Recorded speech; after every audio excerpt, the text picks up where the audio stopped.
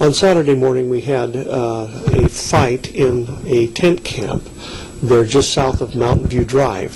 The best the detectives can understand, having investigated this and talked to the people who were present, there were 3 people involved. One's name was Kevin Beasley, another Stephen Billum, and the third was a Darren Alexander.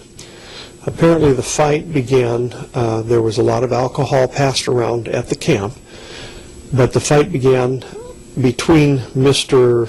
Beasley and Mr. Alexander. Mr. Alexander may have been the aggressor at that point. As we continued the investigation, it became clear that Mr. Alexander, who was deceased at the scene, had been beaten with some kind of blunt object. Later on, it became clear that Mr. Beasley had actually used a baseball bat and had struck Mr. Alexander repeatedly. Ultimately, Mr. Billum had become involved in the incident, but Mr. Alexander was not yet dead, and Mr. Billum took the baseball bat out of a fire pit where it had been heating, where it had been thrown after the bat had become broken. It's a metal baseball bat, and he used it to apply to Mr. Alexander's body. So ultimately what happened was Mr. Alexander was burned. He was still alive at that point. He was then wrapped up in blankets, and later on someone called the police the following morning because they believed him to be dead, and when the police arrived on the scene, they actually found him deceased.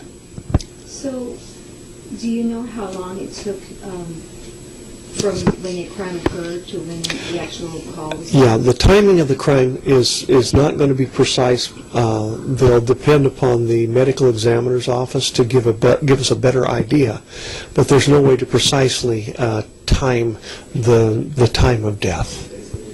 And how big is a homeless camp? This was a fairly large homeless camp. There were 4 tents with multiple people in the tents and a fairly large fire pit.